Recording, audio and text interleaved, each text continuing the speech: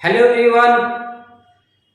जैसा कि rain and Martin का आप चैप्टर नंबर 3 देखेंगे तो इसमें क्या लिखा है, दी फ्रेजेस एंड दी क्लॉजेज। इसमें एक्सरसाइज तो नहीं दिया है, बस इसमें यह बताया कि फ्रेज एंड क्लॉज क्या होता है। तो ध्यान रखें, मैं इंट्रोडक्शन की क्लास, इसके पहले जो इंट्रोडक्शन की क्लास है और आपका एक्सरसाइज नंबर 1 मैंने कराया, तो उसमें मैंने आपको बाखूबी बता दिया कि फ्रेज और क्लॉज क्या होता है। लेकिन यहाँ फिर से मैं बता देता हूँ, रेन एंड मार्टिन का जो एग्जांपल दिया हो उसको मैं दिखा देता हूँ। तो देखिए, मैंने आपको क्या बताया था कि group of words is called, शब्दों का समूह क्या कहा जाता है, फ्रेज कहा जाता है। इसको आप देखेंगे रेन मार्टिन में क्या लिखा है, examine the group of words. जैसे क्या है, इन ए कार्नर, कोई भी एग्जांपल ले लेता हूं, इन ए कार्नर, अभी तो रेन मार्टिन का ही देख लीजिए। इट में जैसे एक एग्जांपल ये बताया, इन ए कार्नर, मैंने यहां लिख दिया ऑफ हिज कमिंग, है ना, या इन द रूम, है ना। तो अब ये क्या है, आपके फ्रेज है। और फ्रेज क्या होता है, इट मेक्स सेंस, या सेंस बनाता है लेकिन सेंटेंस को कंप्लीट नहीं करता है, but not complete this sentence. Complete, ये सेंटेंस को मतलब एक सेंस बनाता है लेकिन कंप्लीट सेंस या कंप्लीट सेंटेंस नहीं बनाता है। तो कह रहा है कि सच ए ग्रुप ऑफ वर्ड्स, ऐसा शब्दों का समूह which makes sense but not complete sense is called a phrase। मतलब जो सेंटेंस का निर्माण नहीं करता है, सिर्फ एक सेंस देता है, वो क्या कहा जाता है, फ्रेज कहा जाता है। In the following sentence the group of words in italics are phrase. तो जो इटैलिक वर्ड बुक में दिया हुआ है, इसको मैंने क्या किया है, येलो कलर में दे दिया है, ये क्या है, आपका फ्रेज है।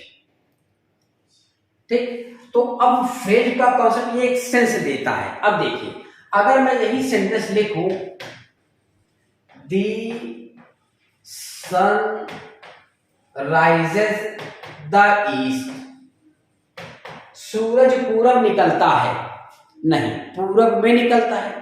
तो अगर दो वर्ड आया तो क्या कहा जाएगा, फ्रेज कहा जाएगा। फ्रेज क्या होता है, शब्दों का समूह। तो प्रीपोजिशन भी क्या है, एक वर्ड है, और ईस्ट भी क्या है, आपका वर्ड है, दी क्या है, आर्टिकल है जो कि ईस्ट के साथ लगा हुआ है, इसको क्वालिफाई कर रहा है। अब इन दोनों की अगर बात करेंगे तो ये क्या बन जाएंगे, फ्रेज बन जाएंगे। तो ध्यान रखिएगा, जब फ्रेज बनता है तो मैंने आप लोगों को पढ़ाया था कि जो भी फ्रेज होता है, ठीक है ना, जैसे अभी मैंने क्या लिखा, इन द कॉर्नर या इन द रूम, है ना।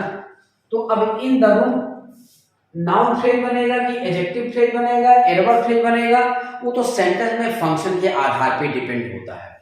हमने अगर यहां लिख दिया क्या, the boys in the room are my students. अब यहां इन द रूम क्या है आपका, ये फ्रेज हुआ। ग्रुप ऑफ वर्ड्स, क्या, कमरे में लड़के मेरे छात्र हैं।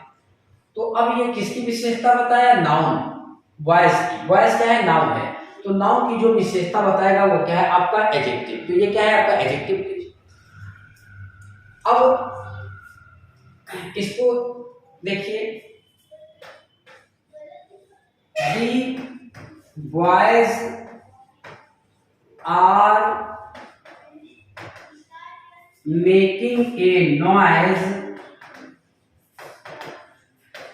इन द रूम।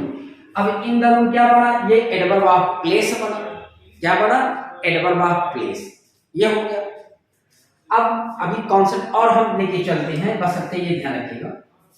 इतना ध्यान कीजिए क्या बना, एडवर्ब ऑफ प्लेस। पहले ये देख लीजिए, ये किसकी विशेषता बताया, वॉइस की। वॉइस क्या है, नाउन है। नाउन की जो विशेषता बताएगा वो क्या है आपका, एडजेक्टिव फ्रेज है। क्या है आपका, एडजेक्टिव फ्रेज है। अब लड़के शोर मचा रहे हैं, कहाँ मचा रहे हैं, तो जब आप मेन वर्ब से क्वेश्चन करेंगे कि वेयर का क्वेश्चन लगाएंगे तो आपको आंसर के रूप में क्या मिलेगा, कमरे में। लड़के कमरे में शोर मचा रहे हैं, लड़के कहाँ शोर मचा रहे हैं, कमरे में। तो इन दोनों क्या बना, एडवर्ब ऑफ प्लेस बना। अच्छा, दूसरी चीज, जब फ्रेज, मैंने आपको क्या बताया, ग्रुप ऑफ वर्ड्स 3 फ्रेज बनते हैं, नाउन फ्रेज, एडजेक्टिव फ्रेज और एडवर्ब फ्रेज, है ना। क्या बनता है, नाउन फ्रेज, एडजेक्टिव फ्रेज और एडवर्ब फ्रेज। तो जब इनको क्लॉज में चेंज करेंगे तो ध्यान रखिएगा, नाउन फ्रेज किसमें बनेगा, नाउन क्लॉज में बनेगा। क्या बनेगा, नाउन क्लॉज में बनेगा। एडजेक्टिव फ्रेज आपका एडजेक्टिव क्लॉज बनेगा और एडवर्ब फ्रेज आपका एडवर्ब क्लॉज बनेगा।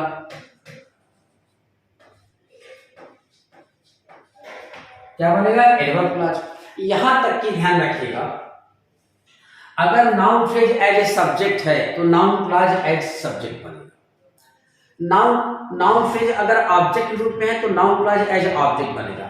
ऐसा नहीं कि नाउन फ्रेज है उसे आप एडजेक्टिव क्लॉज में बदल दें, एडवर्ब फ्रेज है उसे एडजेक्टिव क्लॉज या नाउन क्लॉज में बदल दें, ऐसा नहीं होगा। ठीक, यहां तक कि नाउन फ्रेज जिस कॉन्सेप्ट रहेगा, मतलब सब्जेक्ट रहेगा, तो noun clause as a subject रहेगा। नाउन फ्रेज ऑब्जेक्ट रहेगा तो नाउन क्लॉज ऑब्जेक्ट रहेगा। Noun phrase case in position रहेगा तो नाउन क्लॉज क्या बनेगा, केस इन पोजीशन, मतलब अपने ही दायरे में रहेगा। और जैसे एडवर्ब फ्रेज है तो एडवर्ब फ्रेज को हम 9 पार्ट में डिवाइड करते हैं, तो हर एक फ्रेज अपने ही कॉन्सेप्ट में रहेगा। जैसे एडवर्ब फ्रेज ऑफ कंडीशन है तो एडवर्ब क्लॉज ऑफ कंडीशन बनेगा। जैसे एग्जांपल देखिए, यहां अभी मैंने क्या लिखा था, the boys in the room are my friends, मेरे मित्र हैं। अब ये क्या बना, एडजेक्टिव फ्रेज बना, बॉयज की विशेषता बता रहा है। ठीक, अब हम इसको जब क्लॉज में चेंज करेंगे तो क्या कहेंगे, दी boys who are in the room are my friends। लड़के, अब देखिए ये क्या बन गया, ये किसकी विशेषता होता है, बॉयज की। तो ये क्या है आपका, एडजेक्टिव क्लॉज है। क्या है, एडजेक्टिव क्लॉज है। अब यहां देखिए एक कॉन्सेप्ट एडवर्ब का भी बता देता हूं। क्या, यहां लिखा मैंने being angry,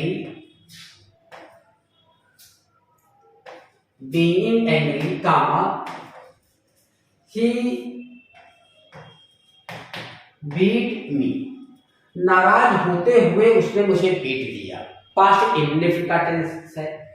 अब ये क्या बना, तो उसने पीटा क्यों, क्योंकि वो नाराज था। ठीक है ना, तो यहां लिखा जाएगा as he was angry, as he was angry, comma he beat me, उसने मुझे पीट दिया। तो ये क्या है आपका, एडवर्ब क्लॉज ऑफ रीजन है। क्यों, पहले पीटा कि पहले नाराज था, तो नाराज था, ये क्या बना आपका, रीजन बना। ठीक, आइए क्या है, प्रिंसिपल क्लॉज है। तो ध्यान रखिएगा, हमेशा सबऑर्डिनेट क्लॉज को ही आप फ्रेज में चेंज करिएगा। जब कॉम्प्लेक्स सेंटेंस की बात आएगी और मैं पढ़ाऊंगा विस्तार से तो आप यहां देखेंगे। ठीक, अब आगे देखते हैं कॉन्सेप्ट।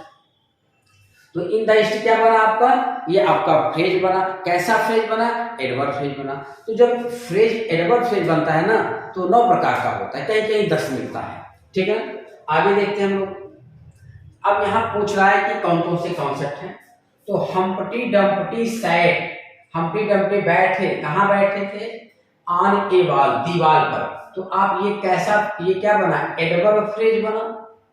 बुक पे सिर्फ पहचानना है क्या कि फ्रेज कौन सा है, तो आप फ्रेज तो पहचान जाएंगे आसानी से। उसके काइंड्स को देखिए कि कौन सा प्रकार है, एडजेक्टिव है कि एडवर्ब है, एडवर्ब है तो कौन सा कॉन्सेप्ट है, ये चीज है। तो अब क्या है कि he sat on a wall, तो ये क्या बना? एडवर्ब ऑफ प्लेस बना। There came a giant to my door, तो मेरे दरवाजे पर एक विशालकाय व्यक्ति, मतलब राक्षस भी कह सकते हैं, ठीक है ना, आया। ठीक, तो अब ये क्या बना? ये भी आपका एडवर्ब ऑफ प्लेस बना। जब किसी स्थान से जुड़ते हैं तो टू का प्रयोग होता है। जैसे हमने कहा कम टू माय हाउस, मेरे घर पर आओ, या हमने कहा आई वेंट टू स्कूल, मैं स्कूल गया। स्कूल क्या है आपका? नाउन है। क्या है? नाउन। टू क्या है आपका? प्रीपोजिशन है। तो प्रीपोजिशन प्लस नाउन या प्रोनाउन मिलकर के क्या बनते हैं? प्रीपोजिशनल फ्रेज बनते हैं। और वह प्रीपोजिशनल फ्रेज फंक्शन के according noun phrase, adjective phrase, adverb phrase बनेगा। अब आप इससे क्वेश्चन करिए, जब भी आपको सब्जेक्ट, ऑब्जेक्ट, एडवर्ब ये सब का पता लगाना होगा तो जो मेन वर्ब होगा आप उसी से क्वेश्चन करिएगा। मैं गया, कहाँ गया? स्कूल गया। बिना प्रीपोजिशन के आप आई वेंट स्कूल नहीं कहेंगे। I went to school, to preposition, ये नाउन, तो प्रीपोजिशन प्लस नाउन मिलकर के क्या बन गए? एडवर्ब ऑफ प्लेस बन गए। अकेला नाउन कभी भी ध्यान रखिएगा एडजेक्टिव या एडवर्ब नहीं बनेगा। नाउन अगर एडजेक्टिव बनेगा तो उसमें कुछ प्रीफिक्स या सफिक्स लगाइएगा या तो प्रीपोजिशन लगाइएगा।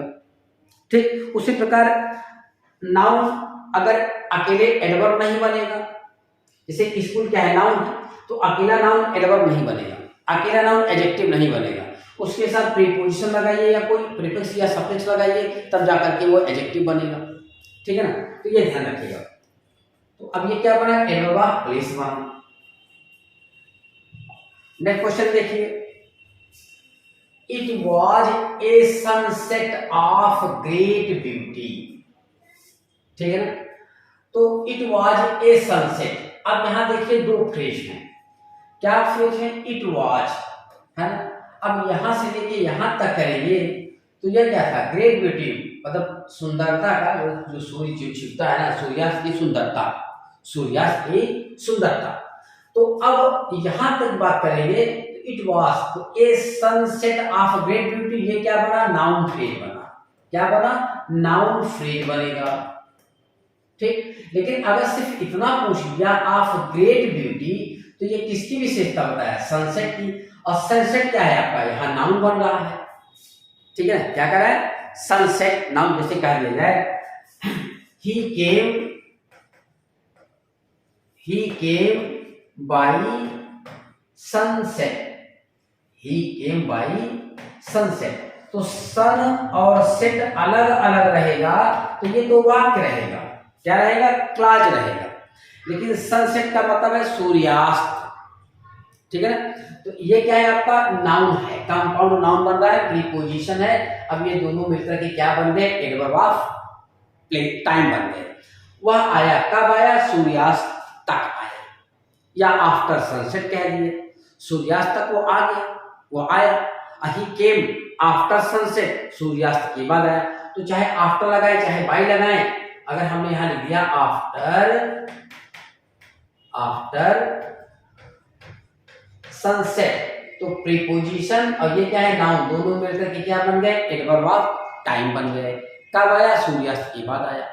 ठीक है ना, तो अब यहाँ ऑफ ग्रेट ब्यूटी जो है ये इस नाउन से कोरिलेट हो रहा है, तो ये क्या बन गया? एडजेक्टिव फ्रेज बन गया। लेकिन अगर कहेंगे ए सनसेट ऑफ ग्रेट ब्यूटी, तो ये नाउन फ्रेज बन जाएगा। तो इतना ध्यान रखिए, जैसे हमने आपको बताया था ना कि अगर ये कहा गया the time of his coming is not clear, उसके आने का समय स्पष्ट नहीं है। अगर हम इतना कहेंगे, क्या कहेंगे, इतना, तो ये क्या है, noun phrase as a subject है। लेकिन हम ये कह दें आप हिज कमिंग अगर है, तो अब मेन क्लास क्या हो गया, the time is not clear, समय स्पष्ट नहीं है। तो समय किस कैसा समय, आप हिज कमिंग, उसके आने का समय। तो आप हिज कमिंग क्या बना, टाइम की विशेषता बता रहा है, तो ये क्या बन गया, एडजेक्टिव फ्रेज बन गया। अब रही बात, अब आप कहें कि ये बताइए इसको हम एडजेक्टिव फ्रेज क्यों ना कह दें, क्योंकि ये तो शब्दों का समूह है और ये एक शब्द का नाउन है। तो ध्यान रखिएगा, नाउन का पार्ट एडजेक्टिव फ्रेज या एडजेक्टिव क्लॉज बन जाता है, ना कि एडजेक्टिव फ्रेज या एडजेक्टिव क्लॉज का पार्ट नाउन बन जाता है। ठीक है ना। तो इस प्रकार नाउन का पार्ट जब एडजेक्टिव या एडजेक्टिव क्लॉज बनेगा, एडजेक्टिव फ्रेज, तो क्या बनेगा, नाउन का पार्ट बनेगा, ना कि नाउन इनका पार्ट बन जाएगा। क्योंकि सेंटेंस का जो सब्जेक्ट होता है वो कौन होता है, नाउन या प्रोनाउन होता है, एडजेक्टिव तो होता नहीं। अगर एडजेक्टिव का पार्ट नाउन बनेगा तो इसका मतलब वो एडजेक्टिव फ्रेज बन जाएगा, और एडजेक्टिव फ्रेज किसी वर्ब का सब्जेक्ट होता नहीं है। तो किसी वर्ब का सब्जेक्ट कौन होता है, नाउन होता है। इसीलिए जो एडजेक्टिव होता है, एडजेक्टिव फ्रेज होता है, एडजेक्टिव क्लॉज होता है, वो नाउन का पार्ट बन जाता है। ठीक, तो ये चीज है। अगर ये पूछा सिर्फ ऑफ हिज कमिंग, तो ये एडजेक्टिव फ्रेज है, और ये पूछ लिया the time of his coming, तो ये नाउन फ्रेज है जो कि इज का सब्जेक्ट बन रहा है। ठीक, उसी प्रकार यहां भी है, क्या, ऊपर वाले में देखिए, the tops of the mountains. अगर सिर्फ येलो कलर की बात करेंगे तो जो पहाड़ियों की चोटियां हैं, क्या, वर कवर्ड विथ स्नो, पहाड़ियों से बर्फों से ढकी थी। अब यहाँ पूरा कॉन्सेप्ट लेके चलता हूं। तो अब अगर इसकी बात करेंगे तो ऑफ द माउंटेन्स किसकी विशेषता बताया, टॉप्स की विशेषता बताया। टॉप्स क्या है, नाउन है, तो ये क्या बना आपका, एडजेक्टिव फ्रेज बना। क्या बना, एडजेक्टिव फ्रेज बना। लेकिन अगर यहां से लेके यहां तक अगर पूछ लिया तो ये एडजेक्टिव फ्रेज इस नाउन का पार्ट बन जाएगा। और मैंने कहा कि एडजेक्टिव हो, एडजेक्टिव फ्रेज हो या एडजेक्टिव क्लॉज हो, वो क्या होगा, नाउन का पार्ट बनेगा, ना कि noun adjective phrase, adjective clause, adjective का पार्ट बन जाएगा। तो ये क्या हो जाएगा, नाउन फ्रेज एज सब्जेक्ट हो जाएगा। क्या हो जाएगा, नाउन फ्रेज एज सब्जेक्ट हो जाएगा, किसका, वर्ब का। वर्ब क्या है, प्लूरल फॉर्म में है। तो अब ये प्लूरल फॉर्म वर्ब जो है वो टॉप्स के अकॉर्डिंग आया है, ना कि माउंटेन्स के अकॉर्डिंग। अब ये रहा, अब देखिए with snow, with snow, with क्या है, प्रीपोजिशन है, स्नो क्या है आपका, नाउन है, तो ये भी तो फ्रेज है। अब ये फ्रेज किसकी विशेषता बता रहा है, वर कवर्ड विथ स्नो, पहाड़ों की चोटियां ढकी थी, किससे ढकी थी, बर्फ से ढकी थी। किससे ढकी थी, बर्फ से ढकी थी। तो ये किस में चलेगा आपका, ढकी थी, किससे, ये वर्ब की विशेषता बता रहा है ना, किसकी विशेषता बता रहा है, बर्फ की, कवर्ड, ढकी थी, किससे ढकी थी, बर्फ से। तो ये मैनर के कॉन्सेप्ट में चलेगा, किससे चलेगा, मैनर के कॉन्सेप्ट में चलेगा। जैसे he came with slow manner, he came with slow manner, तो किसकी विशेषता बताया, वर्ब की विशेषता बताया। कैसे आया, धीरे धीरे आया, स्लो मैनर आया। ही केम स्लोली, वह धीरे धीरे आया। स्लोली क्या है, एडवर्ब ऑफ मैनर है। He came with a slow manner, तो विथ ए स्लो मैनर किसकी विशेषता बताया, वर्ब की। ठीक है ना, तो क्या बना है, एडवर्ब ऑफ मैनर। एक एक पॉइंट आप लोग क्या करिएगा, लिखते जाइएगा। अगला है, यहां देखिए, show me how to do it. अब शो क्या देता है, शो आपका डायरेक्ट ट्रांसिटिव वर्ब होता है। क्या होता है, direct transitive verb. Direct transitive verb उसे कहते हैं जो अपने साथ दो ऑब्जेक्ट लेता है, और मोनो ट्रांसिटिव वर्ब उसे कहते हैं जो अपने साथ एक ऑब्जेक्ट लेता है। जैसे मैंने कहा, he helped me, he helped me, ठीक, उसने मेरी मदद की। तो अब ये दो ऑब्जेक्ट एक ही प्रजाति की कई ऑब्जेक्ट ले सकते हैं, जैसे ही हेल्प मी, मोहन, सोहन, रोहन, तो वो सब क्या है, एक ही मानव जाति के हैं। मतलब डायरेक्ट और इनडायरेक्ट का कॉन्सेप्ट नहीं रहेगा, रहेगा तो सजीव ही रहेगा। तो अब ही हेल्प मी, ये क्या है आपका डायरेक्ट ऑब्जेक्ट है। अच्छा, एक चीज और ध्यान रखिएगा, वर्ब के बाद चाहे जो वर्ब हो, अगर सिर्फ एक ऑब्जेक्ट है तो उस ऑब्जेक्ट को क्या कहा जाएगा? डायरेक्ट ऑब्जेक्ट कहा जाएगा। डायरेक्ट इनडायरेक्ट ऑब्जेक्ट तब कॉन्सेप्ट क्लियर होगा जब दो ऑब्जेक्ट आएंगे, डायरेक्ट ट्रांसिटिव वर्ब के बाद जब दो ऑब्जेक्ट आएंगे, चाहे सजीव हो चाहे निर्जीव हो, अगर एक ऑब्जेक्ट है तो क्या कहा जाएगा? डायरेक्ट ऑब्जेक्ट कहा जाएगा। जैसे ही हेल्प्ड मी, ये क्या है? आपका डायरेक्ट ऑब्जेक्ट है। अब हमने यहां लिखा ही बॉट ए पेन, उसने एक कलम खरीदी, तो नॉन लिविंग है, तो इसका मतलब ये मत कहिएगा डायरेक्ट डायरेक्ट कॉन्सेप्ट नहीं। वर्ब के बाद सिर्फ एक ऑब्जेक्ट है तो वो क्या है? आपका डायरेक्ट ऑब्जेक्ट। डायरेक्ट इनडायरेक्ट का कॉन्सेप्ट तब होगा, इनडायरेक्ट का कॉन्सेप्ट तब होगा जब डायरेक्ट ऑब्जेक्ट आया रहेगा, मतलब एक सजीव होगा, एक मतलब एक whom से मिलेगा, एक what से मिलेगा, ठीक है ना, जब दो ऑब्जेक्ट आएंगे। तो देखिए अब शो मी, शो क्या है आपका? ये डायरेक्ट ट्रांसिटिव वर्ब है। जैसे मैंने कह दिया शो मी योर पेन, अपनी कलम दिखाओ, या शो मी दैट बुक। अब ये क्या है? आपका डायरेक्ट ट्रांसिटिव वर्ब है। दिखाओ, किसे दिखाओ? मुझे दिखाओ। क्या दिखाओ? वो किताब दिखाओ। तो ये इनडायरेक्ट ऑब्जेक्ट हुआ, ये क्या है? आपका डायरेक्ट ऑब्जेक्ट हुआ। फंडामेंटल में सारे कॉन्सेप्ट एक एक वर्ड की टर्मिनोलॉजी को पढ़ाया गया हूं, आपको कहीं किसी भी किताब, ग्रामर की किसी भी किताब को आपको खोजने की जरूरत ही नहीं पड़ेगी, ये मेरा दावा है, ठीक है ना। आप जितना सोच सकते हैं वह उससे कहीं ज्यादा मैंने आपको बताया है फंडामेंटल का कॉन्सेप्ट। तो अब देखिए दिखाओ, क्या दिखाओ? हाउ टू डू इट, इसको कैसे किया जाए। तो ये क्या है? आपका नाउन फ्रेज है। क्या है? आपका नाउन फ्रेज है। क्या है? आपका नाउन फ्रेज। अब ये पूछा जाए कि ये नाउन फ्रेज, भाई नाउन अगर सेंटेंस में आता है तो क्या बनता है? 5 भूमिका निभाता है, subject, object, complement, case, position, ये चीज है। तो ये भी ऑब्जेक्ट है, ये भी ऑब्जेक्ट है। तो ये क्या है? आपका इनडायरेक्ट ऑब्जेक्ट है और ये डायरेक्ट ऑब्जेक्ट है। देखिए दिखाओ, किसे दिखाओ? मुझे दिखाओ। क्या दिखाओ? हाउ टू डू इट, ठीक है ना। तो जब इन्फिनिटिव पढ़ाएंगे तो कैसे हाउ के बाद टू डू, इन्फिनिटिव आया, क्या कॉन्सेप्ट होता है, ये सारे के सारे बताएंगे। तो ये क्या बना? Noun phrase as a direct object बना, ठीक। अच्छा नेक्स्ट कॉन्सेप्ट देखिए, examine the groups of words in italic in the following sentences. अब देखो वही कॉन्सेप्ट है। यहां मैंने कहा he has a chain of gold, उसके पास है, क्या है? सोने की एक चेन है। अगर यहां से लेके यहां तक कहेंगे तो ये क्या है? किताब में देखते जाइए आप लोग, वहां इटैलिक वर्ड क्या लिखा है? सिर्फ ऑफ गोल्ड को लिखा है। लेकिन जबकि मैं कह रहा हूं उसके पास है, क्या है? जैसे मैं कह दूं he has a pen, he has a pen, उसके पास एक कलम है। तो उसके पास क्या है? एक कलम। लेकिन यहां क्या लिखा है? he has a pen, he has a chain of gold, उसके पास सोने की एक चेन है। तो ये क्या है? आपका नाउन फ्रेज है। अब noun phrase as a complement है, क्योंकि हैज रखने के सेंस में आएगा तो इसके बाद कोई कोई ऑब्जेक्ट 100% रखा जाएगा। अब देखो उसके पास एक चेन है, लेकिन अब चेन है किसकी? सोने की। तो क्या कहोगे? सोने की चैन। तो ये चैन क्या है? नाउन है, नाउन की ये विशेषता बता रहा है। तो ये क्या बन गया? आपका एडजेक्टिव फ्रेज बन गया। क्या बन गया? एडजेक्टिव फ्रेज बन गया। अब एडजेक्टिव फ्रेज अगर बना तो एडजेक्टिव फ्रेज किसमें बनता है?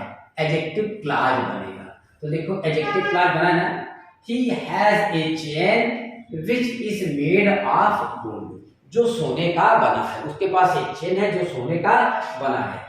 ही है, देखो प्रिंसिपल जो मेन क्लॉज है उसमें कोई परिवर्तन नहीं हो रहा है। यही फ्रेज को क्या किया जाता है? क्लॉज में चेंज किया जाता है। तो जब आप ट्रांसफॉर्मेशन सीखेंगे तो क्लॉज जो सबऑर्डिनेट क्लॉज होता है उसी को फ्रेज में बनाना होगा। नाउन फ्रेज रहेगा तो नाउन क्लॉज बनाइएगा, एडजेक्टिव फ्रेज रहेगा एडजेक्टिव क्लॉज बनाइएगा, एडवर्ब फ्रेज रहेगा तो एडवर्ब क्लॉज। प्रिंसिपल क्लॉज में एक पैसे की आप चेंजिंग नहीं करेंगे, ठीक। जैसे अभी मैंने लिखा था ना एक sentence, the time of his coming is not known to me, मतलब उसके आने का समय मुझे नहीं मालूम है।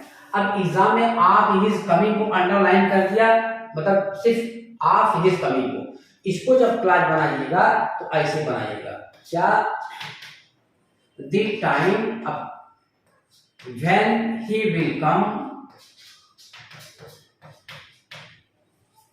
When he will come is not known to me. देखिए प्रिंसिपल क्लास में कोई अदल बदल नहीं, is not known to me. तो अब the time is not known to me, ये क्या है आपका प्रिंसिपल क्लास है, और ये क्या है आपका एडजेक्टिव फ्रेज है, ये क्या है आपका एडजेक्टिव फ्रेज है। इसी एडजेक्टिव फ्रेज को क्या किया मैंने एडजेक्टिव क्लास में चेंज कर दिया। ठीक, अब बात फंसती कहां है, अगर मान लीजिए इतने को लिख लिए आप लोग कि नहीं लिख लिए, इसको लिख लीजिएगा, ये क्या बना एडजेक्टिव फ्रेज, ये क्या बना एडजेक्टिव क्लास। अब अगर उठा के पूछ बैठा कि आप इतने को कह दिया, पूरे के पूरे नाउन फ्रेज को क्या कहा, नाउन फ्रेज को कहा कि अब इसको क्या करिए क्लास में चेंज करिए। तो जब ये noun phrase as a subject बन रहा है इज का, यहाँ क्या लिखा है इज है, साफ लिखूं क्या है इज। तो अब इज का सब्जेक्ट है क्या, दी टाइम ऑफिस का, में उसके आने का समय, तो नाउन फ्रेज बना तो नाउन क्लास ही बनेगा। तो ये टाइम अगर हटा देंगे क्या कर देंगे, ये टाइम बस इतना लिख देंगे, when he will come is not known to me. तो अब इसका सब्जेक्ट कौन बन गया, व्हेन ही विल कम, वह कब आएगा मुझे मालूम नहीं है। तो ये क्या बन गया noun clause as a subject, ये क्या बना noun phrase as a subject. ठीक है ना, तो ये कॉन्सेप्ट रहेगा आपका। आगे देखते हैं point, such a group of words, वही एग्जांपल दिया उसको एक्सप्लेन कर रहा हूं। Such a group of words which forms part of sentence and contains a subject and predicate is called a clause। Class की परिभाषा आपको बता दें कि हर एक सेंटेंस क्लाज होता है, लेकिन हर एक क्लाज सेंटेंस नहीं होता है। ठीक है ना, तो जैसे फर्स्ट पार्ट में मैंने आप लोगों को लिखवाया है, उसको फिर से देख लीजिएगा एक बार, अभी मैं निकाल कर देता हूं। जैसे मैंने कहा, समझा ही देता हूं बेहतर तरीके से आप लोगों को। जैसे आपने कहा कि he told me that fact, उसने मुझे वह तथ्य बताया, यहां फुल स्टॉप लिख दिया। सेंटेंस और क्लाज आज देख लीजिएगा, बाकी मैं क्लाज पढ़ाता हूं तो कम से कम 1.5 से 2 महीने क्लाज पढ़ाता हूं डेफिनेटली, जिसमें एडवर्ब ऑफ टाइम और adverb of clause, adverb of time और adverb clause of time, adverb clause of time और एडवर्ब क्लाज ऑफ कंडीशन, ये ज़्यादा टाइम लेता है। तो अब ये सेंटेंस है, सेंटेंस ध्यान रखिएगा किससे शुरू होता है, वो कैपिटल लेटर से शुरू होता है। सेंटेंस किससे शुरू होगा, कैपिटल लेटर से शुरू होगा, और समाप्ति किससे होगी, फुल स्टॉप से, मार्क ऑफ इंप्लीकेशन से या एक्सक्लेमेशन से। अगर ये 3 नहीं है तो सेंटेंस नहीं है। तो ये क्या है आपका सेंटेंस है, कैसा सिंपल सेंटेंस है, सिंपल सेंटेंस है। ठीक, अब यहां मैंने दूसरा लिखा, he told me that Mohan had cheated Sohan.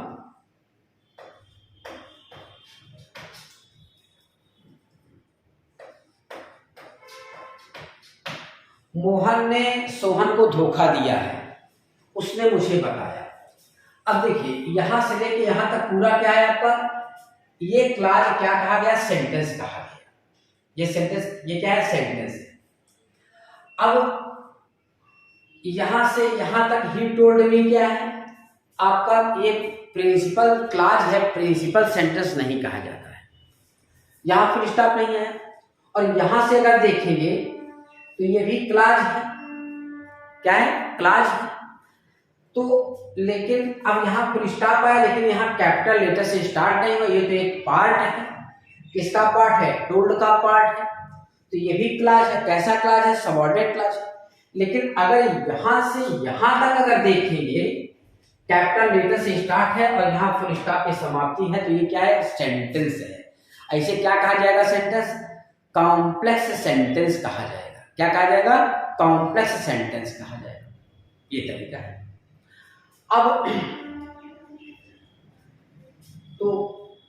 अब फाइनाइट वर्ब के आधार पे क्लॉज का डिसीजन होता है। इसके आधार पे फाइनाइट वर्ब, फाइनाइट वर्ब की डेफिनेशन क्या होती है कि जो वर्ब अपने सब्जेक्ट और टेंस के अनुसार प्रयोग किए जाते हैं वो क्या होते हैं, फाइनाइट वर्ब होते हैं। मतलब कुल मिलाकर के फाइनाइट वर्ब जो होता है वो ये बताता है कि फला सेंटेंस किस टेंस में है, फला सेंटेंस किस टेंस में है। क्यों, क्योंकि टेंस जो होता है उसकी परिभाषा देखेंगे तो टेंस क्या होता है, वर्ब का फॉर्म होता है जो टाइम को डोनेट करता है उसके सब्जेक्ट के द्वारा किए गए एक्शन को। उसके बारे में हम बाद में चर्चा करेंगे। तो फाइनाइट वर्ब के आधार पे हम क्या करते हैं, सेंटेंस का मतलब क्लास को डिसाइड करेंगे कौन सा क्लास किस टेंस में जा रहा है।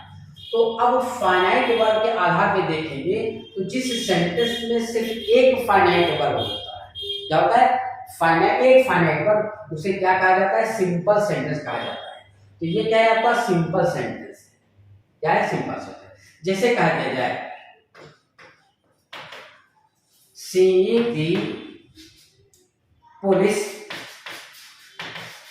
कामा दे रैन अवे, दे रैन अवे। यहां देखा जाए तो सेम भी वर्ब है और रैन भी वर्ब है, लेकिन ये कैसा वर्ब है, ये नॉन फाइनाइट वर्ब है। जबकि क्योंकि नॉन फाइनाइट वर्ब कभी भी टेंस नहीं बताएगा कि मैं किस टेंस में हूँ, या सेम बता देगा क्या कि ये पास्ट में है, प्रेजेंट में है, फ्यूचर में है, नहीं। टेंस का निर्धारण कौन करेगा, टेंस का निर्धारण कौन करेगा, ये आपका रैन करेगा। तो ये किस टेंस में, पास्ट इंडेफिनिट में है। पुलिस को देख करके वे भाग गए। तो अब जिस क्लाज में सिर्फ एक ही फाइनाइट वर्ब होगा उसे क्या कहा जाएगा, सिंपल सेंटेंस कहा जाएगा। तो ये कैपिटल लेटर से सेंटेंस स्टार्ट हुआ, फुल स्टॉप से समाप्ति हुआ और सिर्फ एक ही फाइनाइट वर्ब है, तो ये क्या है आपका, सिंपल सेंटेंस है। और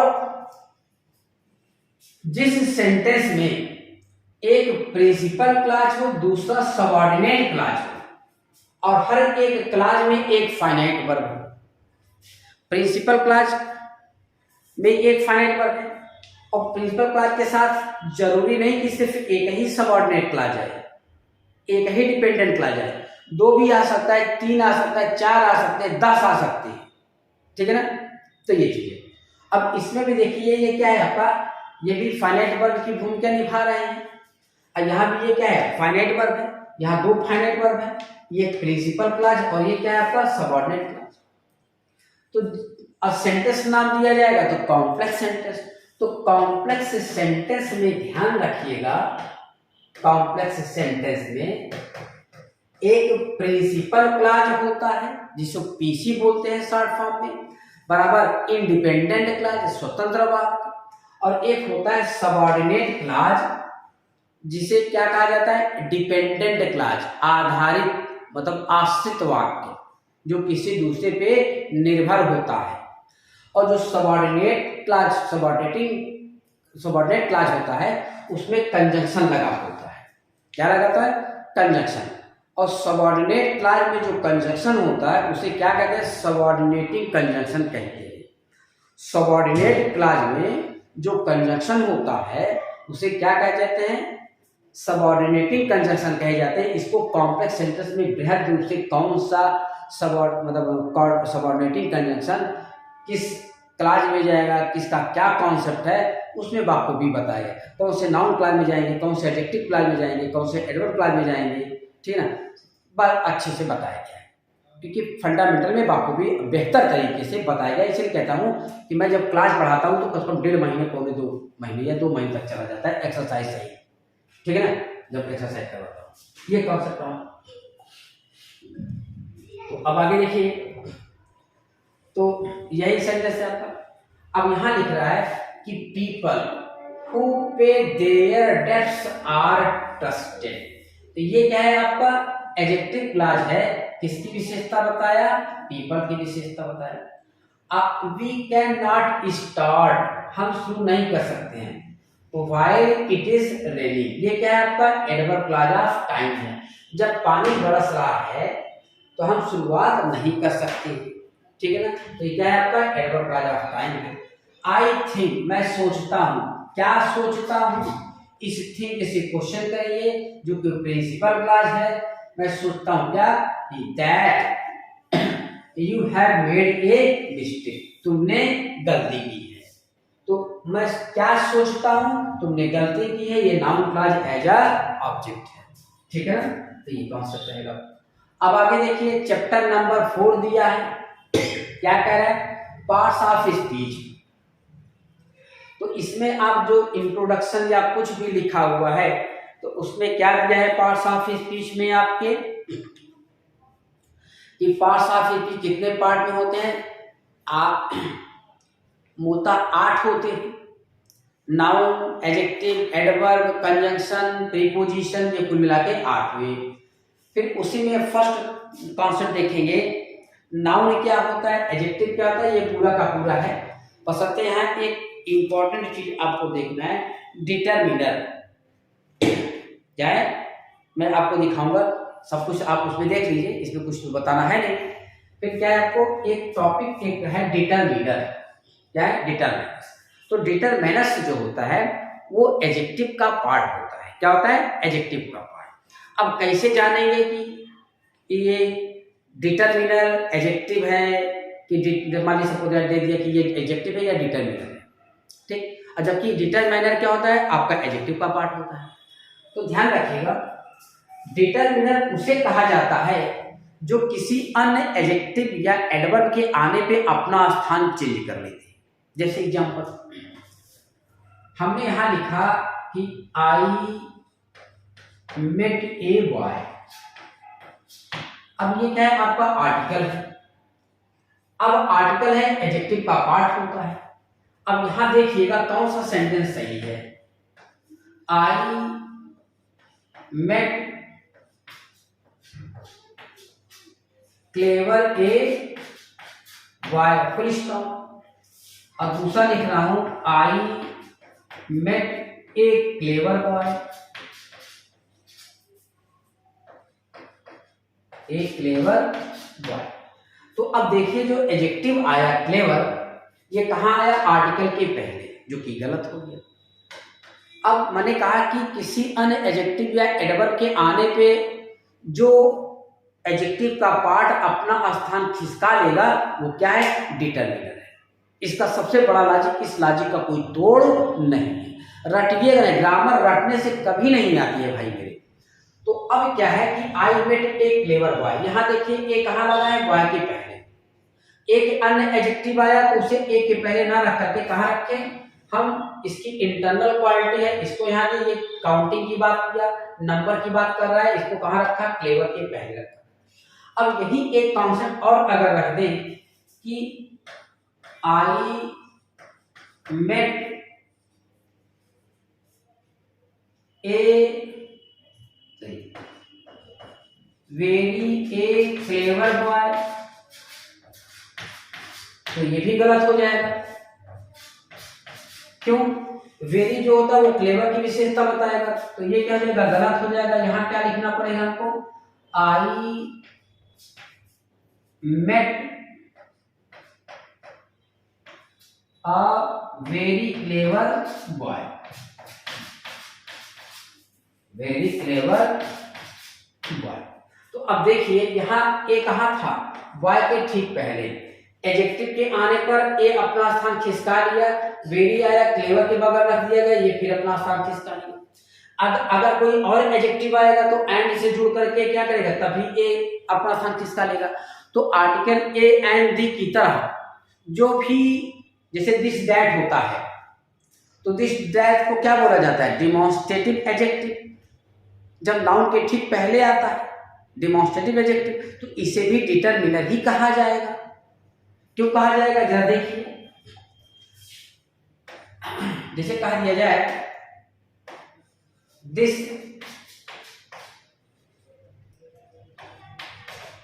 क्लेवर बॉय कहेंगे या क्लेवर दिस बॉय कहेंगे। तो क्लेवर दिस बॉय क्या है, गलत है। अब हमने कहा कि दिस वेरी क्लेवर बॉय, है ना, दिस वेरी क्लेवर बॉय। तो अब देखिए दिस अपना स्थान किसका लेना, तो इस प्रकार है, ईच है, एवरी है, आइदर है, नाइदर है, क्या है, कौन कौन से, A and the, this that, these those, such, same, मतलब ऐसे कई कॉन्सेप्ट हैं। ईच है, एवरी है, सम है, एनी है, जो आपके पॉजेसिव एडजेक्टिव है, माई है, हिज है, योर है, तो इनको आप इसी तरह से पॉजेसिव केस आया, जैसे मैंने कहा माई क्लेवर बॉय, ठीक, मेरा चालाक पुत्र। तो अब यहां ना कहेंगे क्लेवर बॉय, सब नहीं कहेंगे। तो अब ये क्या है, एडजेक्टिव या एडवर्ब के आने पे अपना स्थान किसका लेगा, वो क्या है आपका डिटरमिनर, उसी को रखा जाएगा। इतना हमारे ख्याल से आपको समझ में आ गया होगा। अब आगे देखिए, as words are divided in different classes according to work, मतलब जो वर्ड फ्रेज होता है, ग्रुप ऑफ वर्ड्स को फ्रेज होता है, क्लास की तरह वो भी डिवाइड होते हैं या अपने फंक्शन के आधार पे। सेम वर्ड रहेगा, अपने फंक्शन के आधार पे वो एडजेक्टिव भी बनेगा, नाउन भी बनेगा, एडवर्ब भी बनेगा।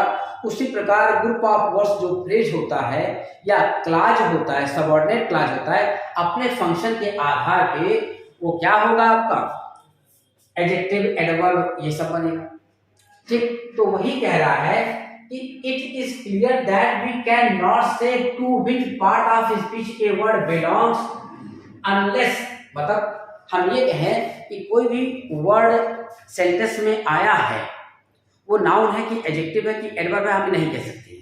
जब तक कि सेंटेंस में उसका जो उपयोग है उसको ना देखें, तब तक हम डिसाइड नहीं कर सकते कि एडजेक्टिव है, नाउन है, एडवर्ब है। जैसे यहाँ देखिए, एक मैं लिख रहा हूं, जिसे कह दिया जाए all helped me, all helped me, सभी ने मेरी मदद की, ओके, यहां कह दिया। और यहां कह दिया all the students, all the students helped me। अब यहां all क्या है आपका, एडजेक्टिव है। यहां मैंने लिख दिया he lost his all, his क्या है, पॉजेसिव एडजेक्टिव है, कहां आता है, नाउन के पहले। तो आल क्या है यहां आपका, नाउन है। और जब आल का अर्थ कंप्लीटली होता है तो ये क्या होता है, एडवर्ब होता है। जैसे he is all for amusement, जैसे यहां लिख दिया जाए ही इज ऑल फॉर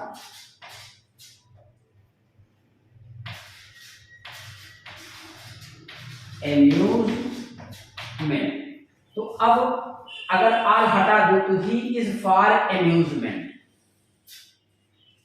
तो अब फॉर एम्यूजमेंट ये क्या है आपका, एडजेक्टिव फ्रेज है जो ही की विशेषता बता रहा है। अब वह क्या कहिए, आनंद के लिए, अब क्या है, आल लगा दिया। तो आल क्या है, इस एडजेक्टिव फ्रेज की विशेषता बता रहा है जो कि क्या है, एडवर्ब है। तो यहाँ आल का मतलब क्या है, पूरी तरह से, क्या है, पूरी तरह से, ठीक। तो अब इसी को कहा जाता है, ये जो आल है इसको कहा जाता है, एक टॉपिक नाम दिया जाता है the same word different type of parts of speech. एक ही शब्द लेकिन अलग अलग प्रकार के पार्ट्स ऑफ स्पीच।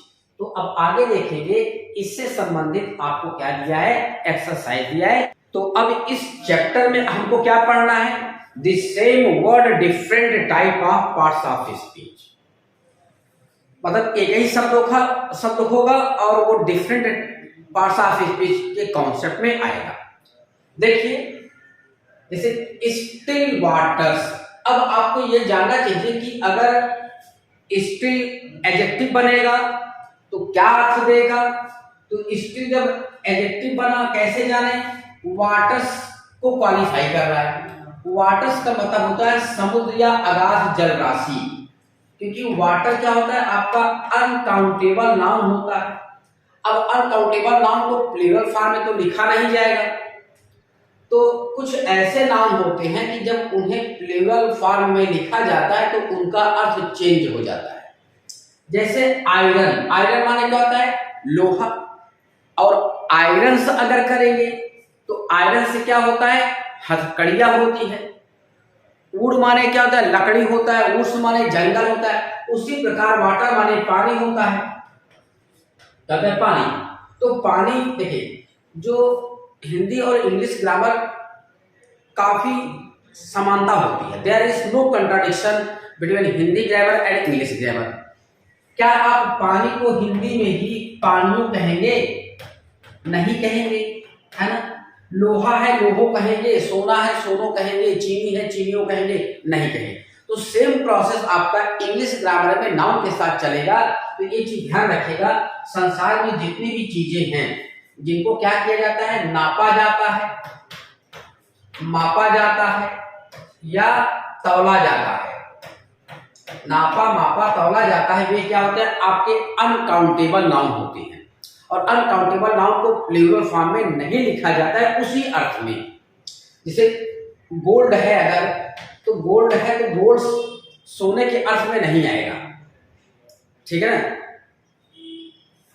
अब वाटर है पानी के अर्थ में नहीं आएगा, लेकिन जब इसको वाटर से कह देंगे तो यह अगाध जलराशि मतलब समुद्र के सेंस में आएगा। तो अब ये क्या है आपका नाउन हो गया। अब ये प्लूरल नाउन हुआ, इसके साथ प्लूरल वर्ब आया। तो स्टिल यहाँ क्या है आपका एडजेक्टिव है जो कि नाउन को क्वालिफाई कर रहा है, ठीक है। तो स्टिल वाटर्स मतलब शांत जलराशि, क्या कहता है शांत जलराशि गहरी होती है। क्या होती है मतलब रन डीप, मतलब अधिक गहराई तक जाती है, इसका मतलब ये हुआ। क्या हुआ अधिक गहराई। बहुत से लोग इसको एडवर्ब ऑफ मैनर बता देंगे या एडजेक्टिव बता देंगे डीप की। तो ध्यान रखिएगा यहाँ डीप जो है आपका एडवर्ब है। क्या है एडवर्ब है, और एडवर्ब ऑफ प्लेस के कॉन्सेप्ट में आएगा। रन डीप अधिक गहराई तक जाती है, इसका मतलब ये हुआ।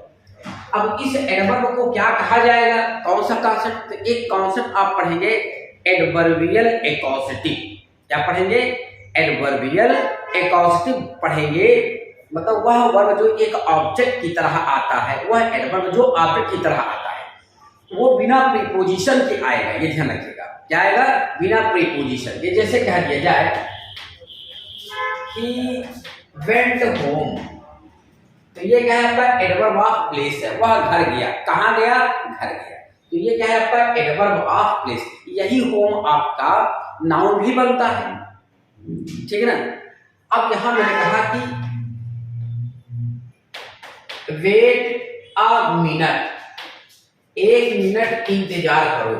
तो अब मिनट क्या है नाउन है ना, क्या है नाउन है, आर्टिकल ए लगा हुआ है। तो वेट मिनट इसको कहा जाएगा एडवर्बियल एकॉस्टिक, मतलब वह नाउन या एडवर्ब जो भाई एडवर्ब साथ तो वैसे भी प्रीपोजिशन नहीं आता है। कुछ ऐसे नाउन भी होते हैं जो कि एडवर्बियल एकॉस्टिक कहे जाएंगे, बिना प्रीपोजिशन के आएंगे, ये ध्यान रखिएगा। क्योंकि इन्हें ऑब्जेक्ट तो कहा नहीं जाएगा। ऑब्जेक्ट का मतलब है कार्य का प्रभाव होना।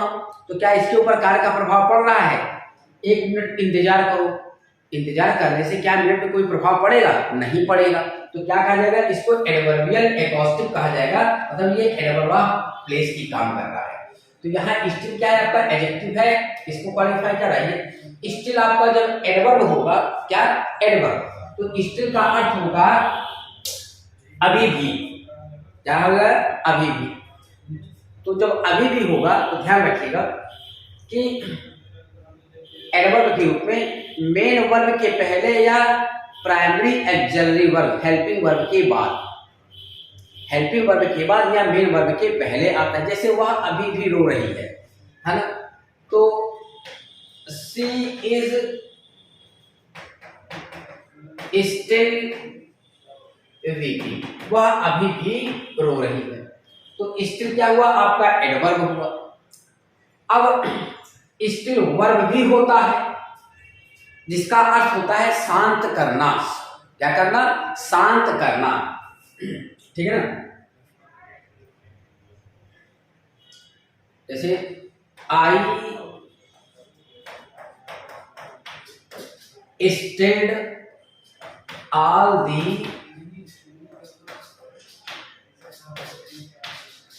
चिल्ड्रन, मैंने सारे बच्चों को संतुष्ट किया, ठीक है ना। तो ये कॉन्सेप्ट आएगा। जब ये नाउन के अर्थ में आएगा तो इसका अर्थ होता है सन्नाटा। क्या होता है, सन्नाटा। एक सेंटेंस में लिखता हूं, देखिए, देयर इज स्टिल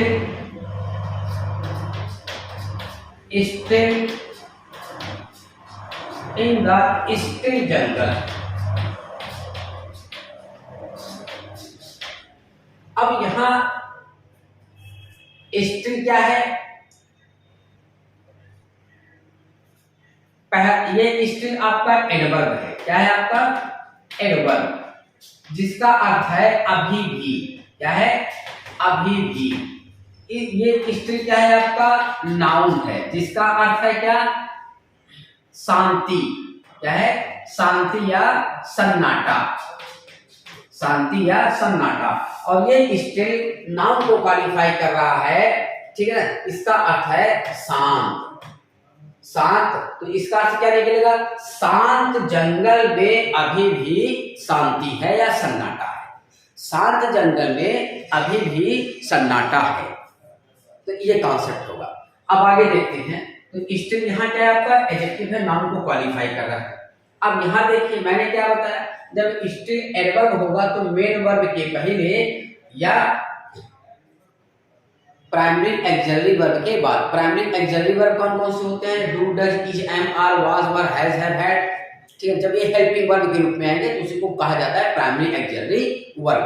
लेकिन अगर कोई अन्य वर्ब नहीं आया, मेन वर्ब की भूमिका में आएंगे, जैसे बता देता हूं, जैसे कहा दिया जाए ही डज इट, वह इसे करता है, तो अब ये मेन वर्ब हो गया। लेकिन अगर यही कह दिया कि he does not help me, तो वह मेरी मदद नहीं करता है, तो ये डज क्या है, आपका प्राइमरी एक्सिलरी वर्ब। या मैंने कहा कि फंडामेंटल में मैं इतना डेप्थ जाके पढ़ाया हूं, ठीक है ना, एक एक पॉइंट में पढ़ाया हूं। अब क्योंकि यहाँ फंडामेंटल जैसा तो पढ़ाया नहीं जा सकता, लेकिन मेरी आदत है कि एक एक पॉइंट को समझा देना। जैसे कह दिया जाए आई हैव ए पेन, तो यहाँ हैव का मतलब क्या है, रखना। आई हैव अ पेन, मेरे पास एक कलम है। लेकिन अगर मैंने कह दिया I have seen the Taj, I have seen the Taj, तो हैव क्या है आपका प्राइमरी एक्सिलरी वर्ब, चाहे कह दीजिए चाहे आप हेल्पिंग वर्ब कह दीजिए। तो जो हेल्पिंग वर्ब के रूप में आएगा वही क्या है, आपका प्राइमरी एक्सिलरी वर्ब है। तो स्टिल का प्रयोग कहाँ होगा, मेन वर्ब के पहले या प्राइमरी एक्सिलरी वर्ब के बाद। जैसे यहाँ कह दिया वह अभी भी रो रही है, यही एग्जांपल था ना, या वह अभी भी रो रहा है, he is still waiting for you, he is still waiting for you, वह अभी भी तुम्हारा इंतजार कर रहा है। तो अब स्टिल कहाँ आएगा, एक्सिलरी वर्ब बराबर प्राइमरी एक्सिलरी वर्ब के बाद या हेल्पिंग वर्ब के बाद या मेन वर्ब के पहले, ठीक।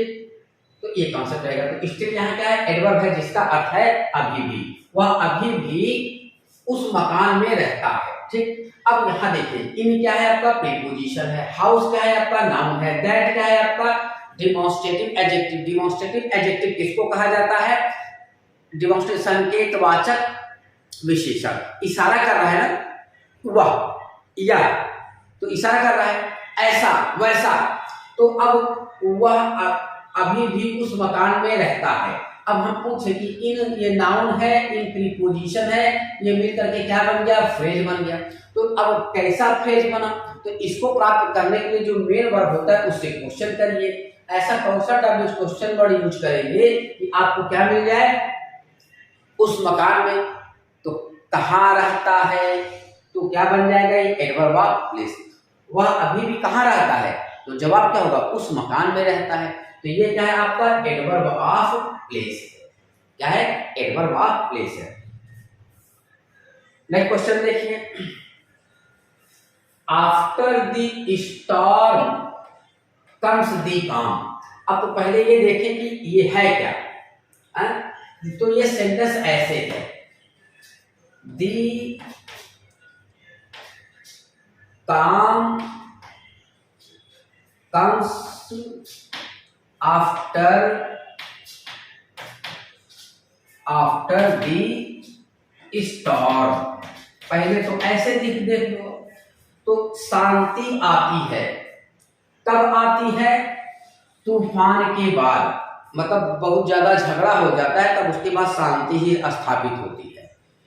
तो शांति तूफान के बाद आती है। तो पहले तो ये सोचिए कि इसको हम कौन सा डब्ल्यू क्वेश्चन वर्ड लगाए कि हमको शांति के पश्चात तूफान के बाद आती है। तो यहाँ देखिए वेन का क्वेश्चन आ रहा है ना, क्या शांति आती है, कहाँ आती है कि कब आती है, तो कब आती है, तो तूफान के बाद। तो ये क्या बना आपका एडवर्ब फ्रेज ऑफ टाइम बना। क्या बना,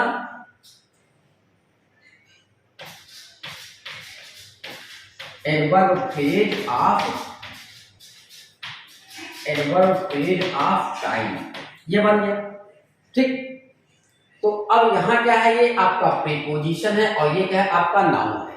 तो प्रीपोजिशन और नाउन मिलकर के क्या बन गए आपके एडवर्ब ऑफ टाइम। देखिए सिर्फ आपसे क्या पूछ रहा है, सिर्फ आफ्टर। तो आफ्टर क्या है आपका प्रीपोजिशन, और ये दोनों मिलकर के क्या बन गए, ये हो गया। तो अब क्या है कि ये सेंटेंस ऐसे क्यों लिखा गया, सब्जेक्ट बाद में क्यों आया।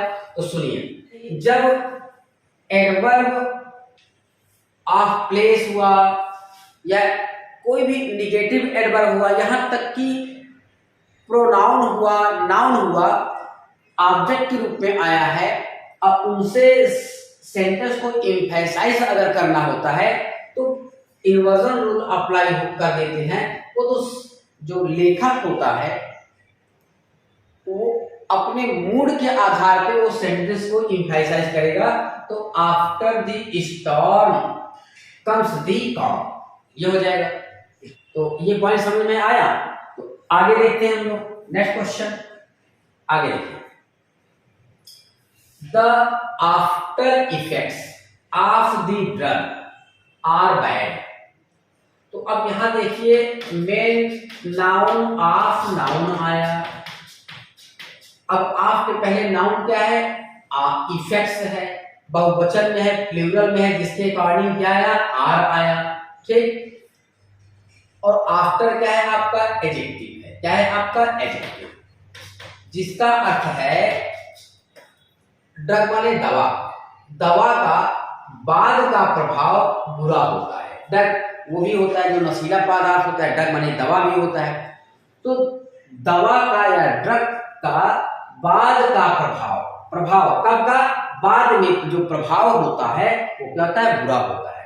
तो एडजेक्टिव क्या है, आफ्टर जो नाउन को क्वालिफाई कर रहा है। देखिए यहाँ आर्टिकल जो है यहाँ क्या लगा है, यहाँ लगा है।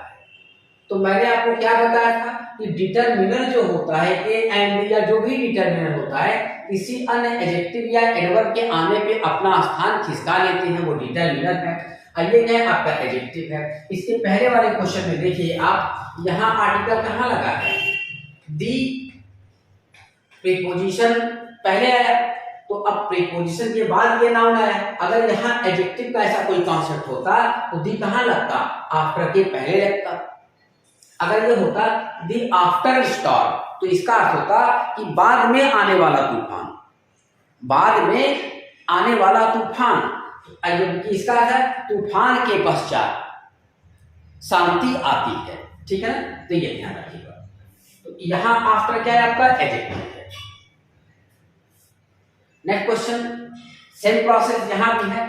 दी अप ट्रेन, आपने सुना होगा दी अप ट्रेन, दी डाउन ट्रेन, ठीक है ना, दी डाउन ट्रेन वाज बिफोर, है ना, बिफोर। तो अप एंड डाउन ट्रेन किसे कहते हैं? जो मतलब जंक्शन से छूटती है, जंक्शन से जाती है तो उसे अप कहते हैं, जो उनकी भाषा में है, और जो आती है वो डाउन ट्रेन होती है ना। तो ये चीज है। तो अब यहाँ क्या है आपका एडजेक्टिव है, किसको क्वालिफाई कर रहा है? नाउन ट्रेन को, मतलब आने वाली ट्रेन क्या है? लेट है। The down train was before, जाने वाली ट्रेन क्या है? मतलब पहले जाएगी। तो डाउन यहाँ क्या है आपका? एडजेक्टिव है। अब क्या है? एडजेक्टिव है, किसको क्वालिफाई कर रहा है? नाउन को क्वालिफाई कर रहा है। अब नेक्स्ट क्वेश्चन क्या है? It weights about a pound. अब देखिए बहुत से लड़के कुंजी पढ़ करके क्या करते हैं कि फालतू की बहस करते हैं। तो अब यहां बता देते हैं कि वेट्स क्या है आपका? वर्ब है। क्या है? वर्ब है। जबकि कुंजी में लड़के पढ़ करके बताते कि वेट्स वहां लिखा है एडवर्ब है। जबकि आप इटैलिक वर्ड में देखेंगे एरेन मार्टिन का, तो उस पे वेट की बात करेंगे। ये बताओ किस एडवर्ब को बहुवचन में लिखा जाता है? खुद सोचिए, क्या लिखा है? क्या किसी एडवर्ब को प्लूरल फॉर्म में लिखा जाएगा? कभी नहीं लिखा जाएगा। ये क्या है आपका? ये सीधा सीधा वर्ब है।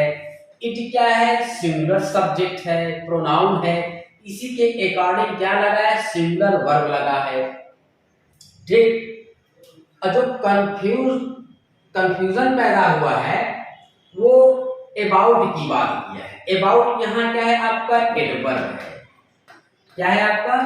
एडवर्ब है। जो कि ये जो ए है ना, इसकी विशेषता बता है। और ए यहाँ है क्या? आपका एडजेक्टिव है। जैसे कह दिया जाए, अब जब भी ध्यान रखिएगा अबाउट का अर्थ लगभग होगा तो वो एडवर्ब ही है। क्या है आपका? एडवर्ब है। कैसे? जैसे कह दिया जाए आई सा अबाउट 5 बॉयज, मैंने लगभग 5 लड़कों को देखा। ठीक, या 5 लड़कों से मिला। सामान्य सिवानी देखना होता है। तो अगर मैं यहाँ अबाउट को हटा दिया तो मैंने 5 लड़कों को देखा, मतलब एग्जैक्ट 5 लड़के देखा। अब 5 लड़के है ना। अब यहाँ लगा दिया अबाउट। अबाउट बराबर क्या? लगभग। क्या है? लगभग। तो लगभग लड़कों की विशेषता बता रहा है या 5 की विशेषता बता रहा है? तो लगभग 5। अब 5 यहाँ क्या है? नाउन को क्वालिफाई कर रहा है, एडजेक्टिव है। तो यहाँ कर रहा है, जैसे कह दिया जाए क्यों बाल्टी में जैसे सपोज 1 लीटर दूध है, क्या है? इसका वजन कितना होगा? तो लगभग 1 किलो, लगभग 1 पाउंड, लगभग 2 पाउंड।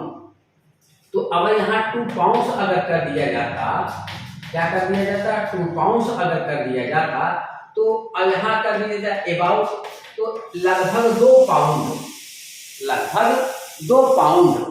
तो लगभग 2 पाउंड लगभग किसकी विशेषता बता रहा है? 2 की विशेषता बता, ना कि पाउंड की विशेषता बताता ना। और 2 क्या है आपका? एडजेक्टिव है। तो यहाँ एडवर्ब, ये क्या है आपका? अबाउट एडवर्ब है। और ये क्या है आपका? यहाँ एडजेक्टिव है। क्या है? एडजेक्टिव। डिटरमिनेंट नहीं कहिएगा। इसका मतलब है 1। क्या है? 1 किलो। जैसे कह दिया मेरे पास लगभग 500 रुपए थे, है? तो आई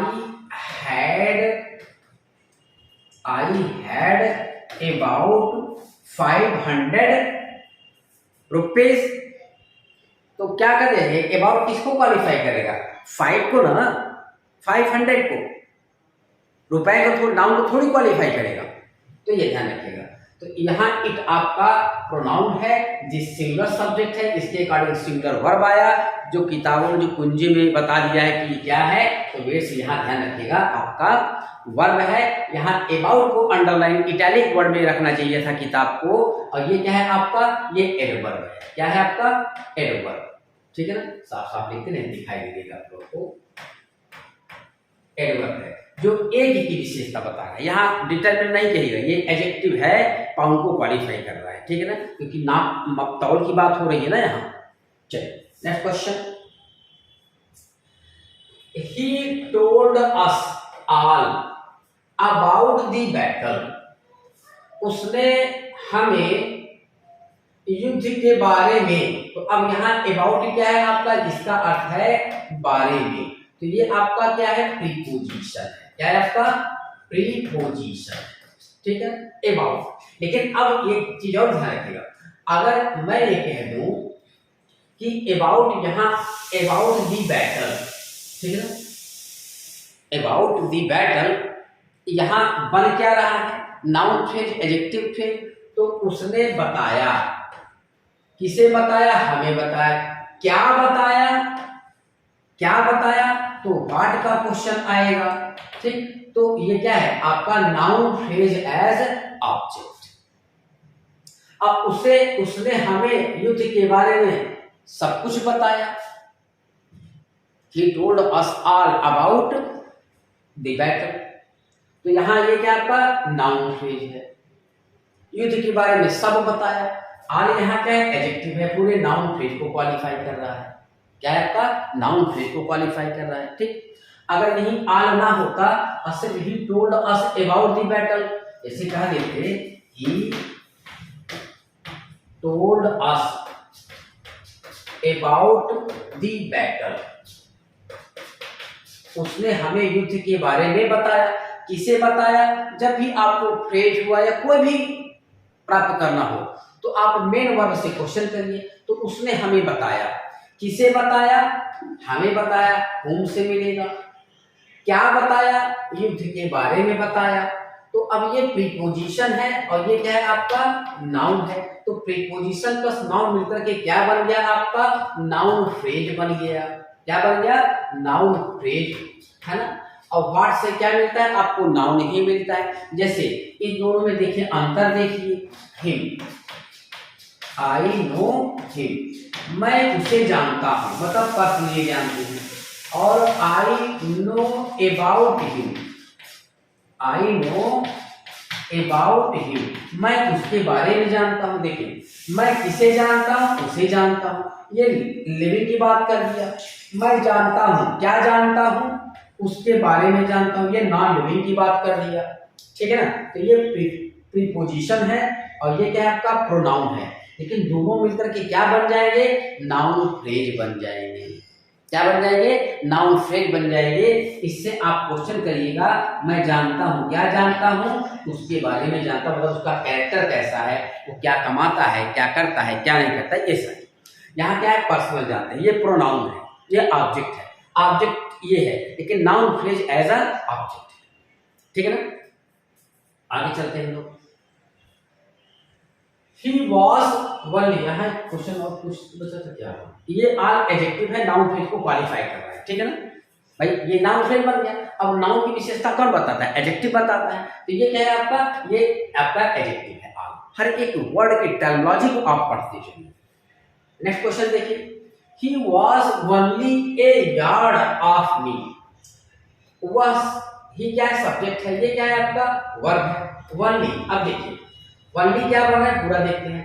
अब यहाँ सिर्फ ऑफ की बात कर रहा है, तो एक चीज और बता दें, प्रीपोजिशन के बाद नाउन या प्रोनाउन रहेगा तो वो प्रीपोजिशन प्रीपोजिशन ही रहेगा। क्या रहेगा, प्रीपोजिशन प्रीपोजिशन रहेगा।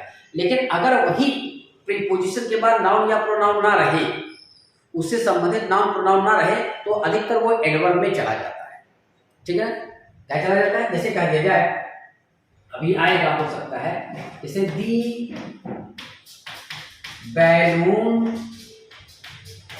वेंट अप द स्काई, आसमान के ऊपर चला गया। और लेकिन अगर यही कह दिया जाए, द बैलून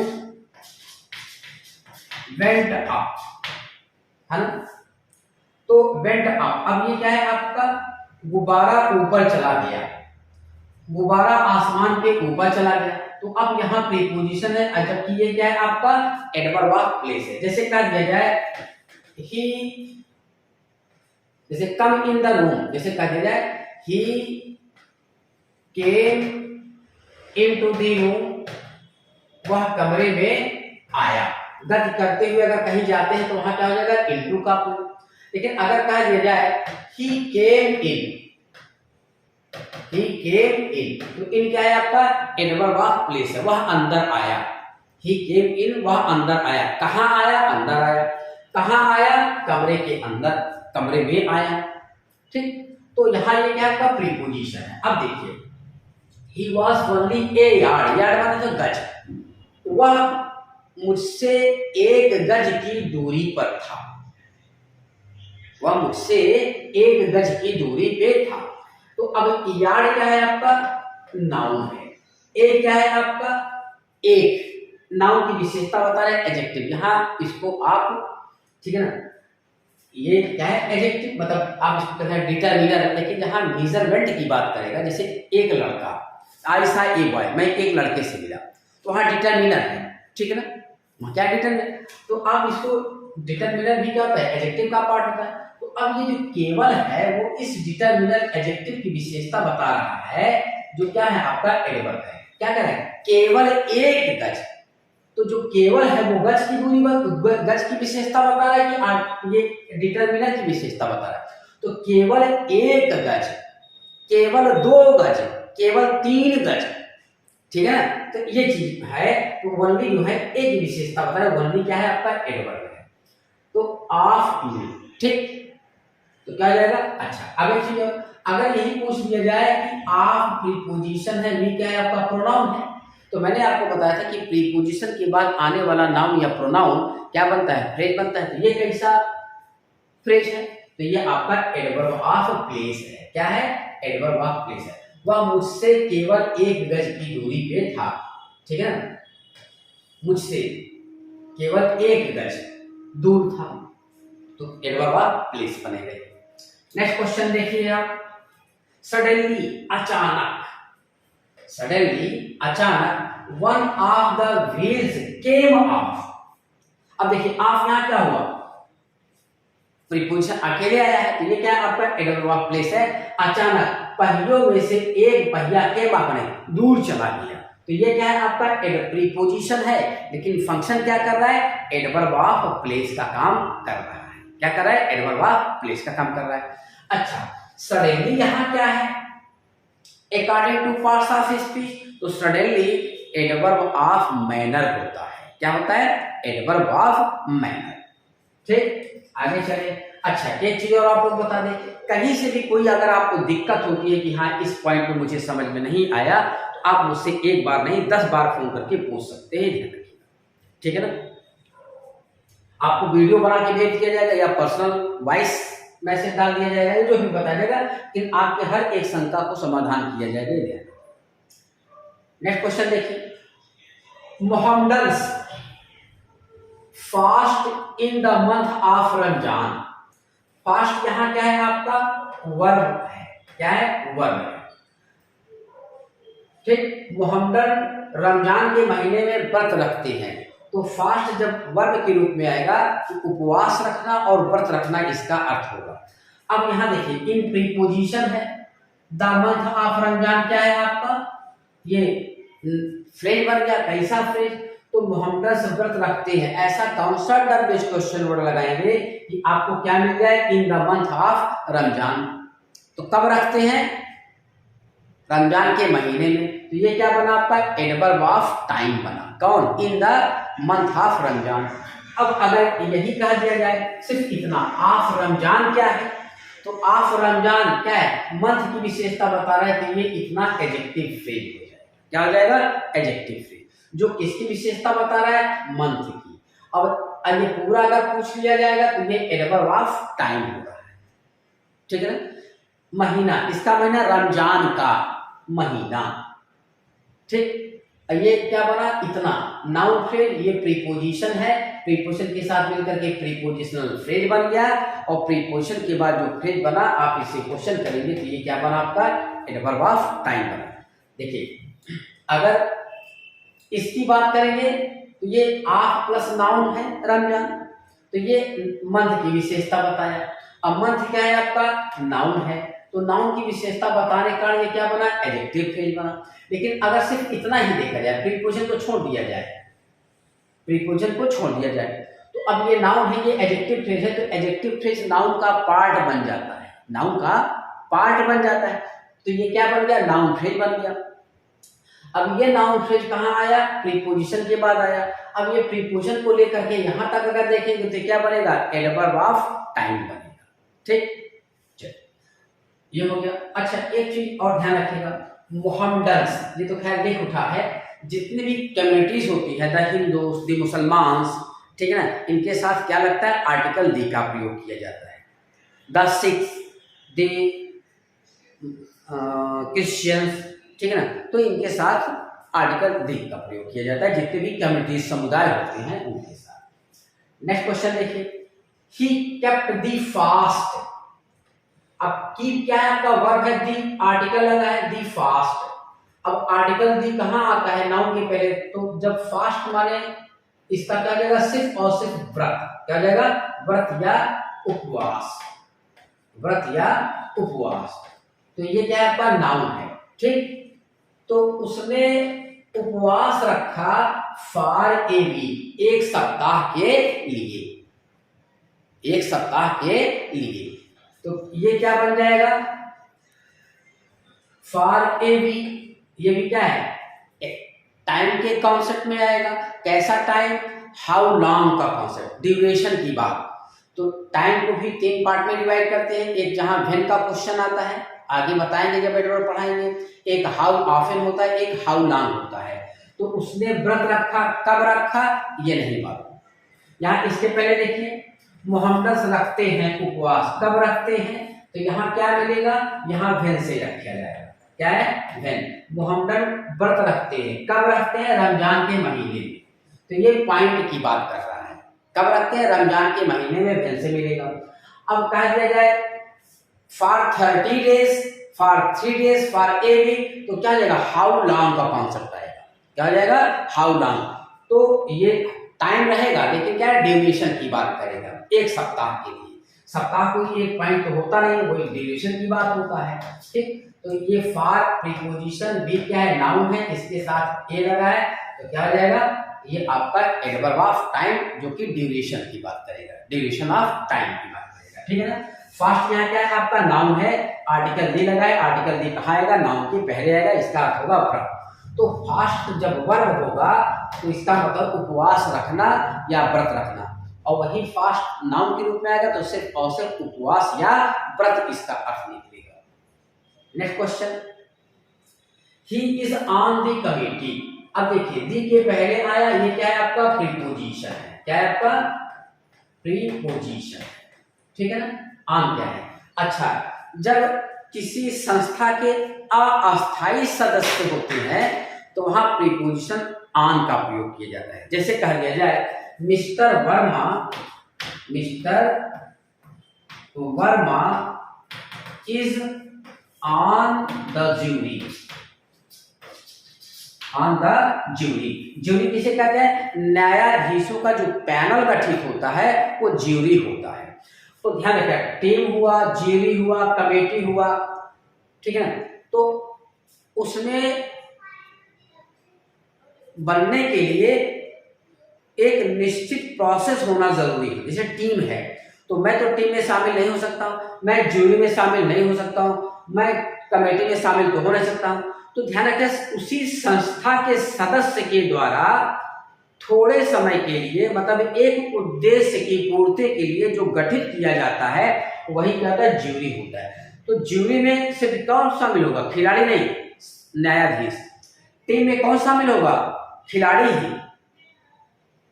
और जैसे ही एक उद्देश्य पूरा होता है वो अपने आप में समाप्त हो जाता है। एग्जाम्पल बताता हूं, जैसे कोई टीम गठित की गई, आधिकारिक घोषणा की गई, पाकिस्तान के खिलाफ खेलने गई टीम, 12-15 खिलाड़ी जो भी हैं, होते तो 11 है 15।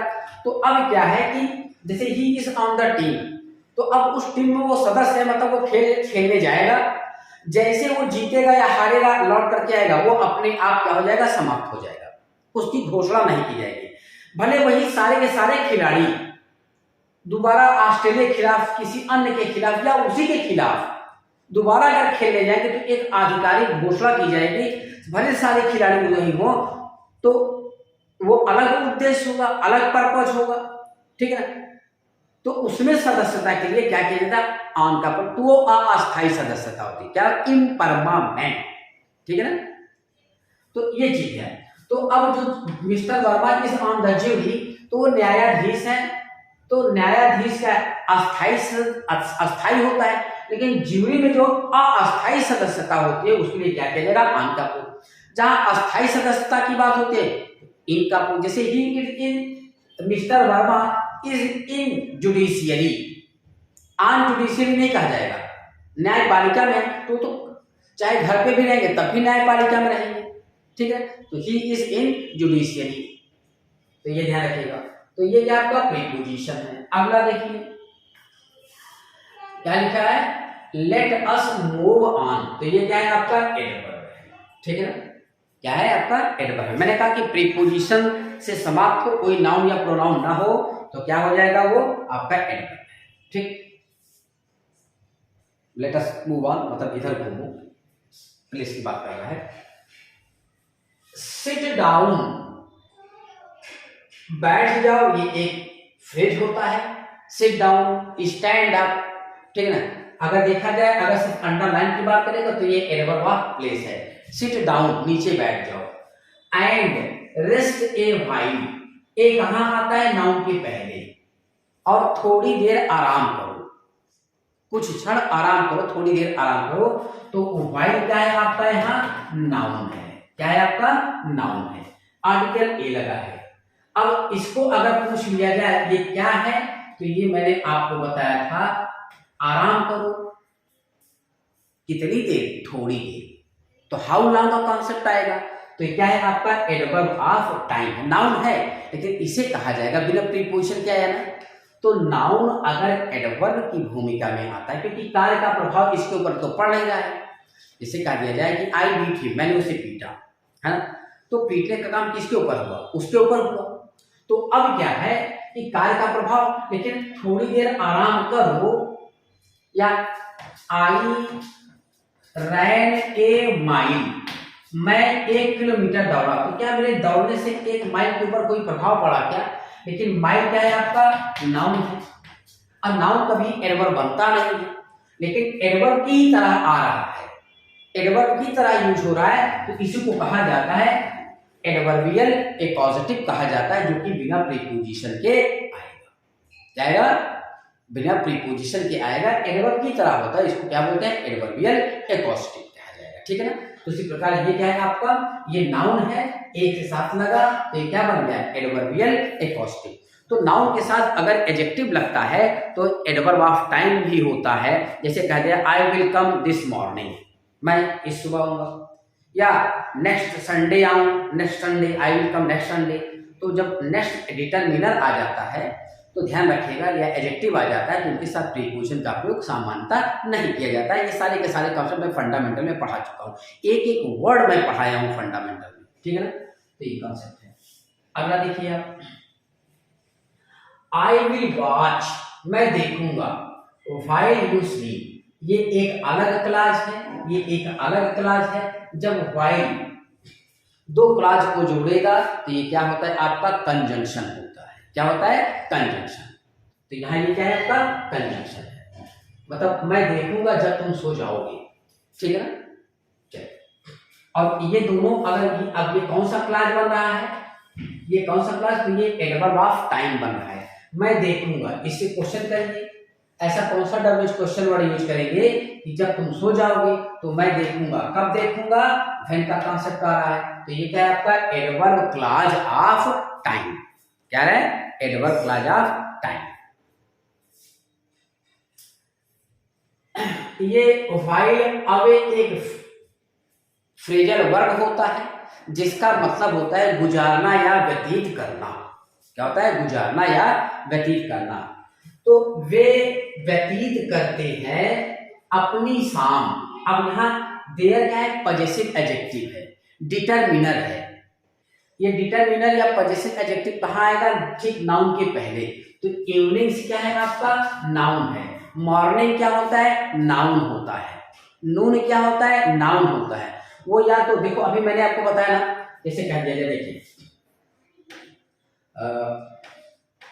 आई will come in the evening या in the morning।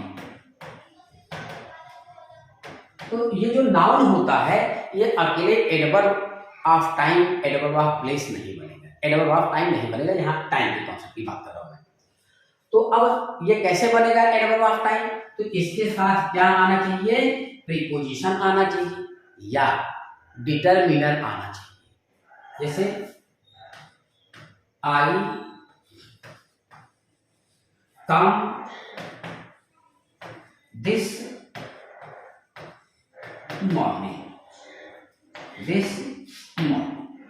तो अब दिस क्या हुआ? डिटरमिनर आ गया नाउन के साथ, तो ये क्या बन गया? एडवर्ब ऑफ टाइम बन गया। तो जब डिटरमिनर आ जाएगा तो प्रीपोजिशन का प्रयोग नहीं होगा। अगर ये कहा दिया जाए कि he came in this morning, ठीक है ना, this morning, तो ये क्या हो जाएगा? ये गलत हो जाएगा। दिस भी लगा है, इन भी लगा है, तो ये क्या हो जाएगा? गलत हो जाएगा। या तो आप प्रीपोजिशन का ही प्रयोग करिए, प्रीपोजिशन का प्रयोग करिए, या आप डिटरमिनर का प्रयोग करिए। इन द मॉर्निंग और this morning, next morning, the following morning, ठीक है ना, तो ये चीज हो जाएगा। तो अब यहाँ क्या बना? तो दे भाई अवे, वे अपनी शामें गुजारते हैं, तो ये क्या है? आपका नाउन है, मतलब एक समय, मतलब प्रत्येक शाम की बात कर रहा है, प्रेजेंट इंडेफिनिट है, हैबिचुअल एक्शन की बात कर रहा है। किसकी बात कर रहा है? हैबिचुअल एक्शन की बात कर रहा है, प्रेजेंट इंडेफिनिट है। तो वे अपनी शाम गुजारते हैं, इससे विथ बुक्स एंड गेम्स, तो किसके साथ? मतलब किताबों और खेल से अपनी शाम व्यतीत करते हैं, गुजारते हैं। ठीक, तो अब हम लोग क्या करेंगे? अगला टॉपिक देखेंगे। ओके।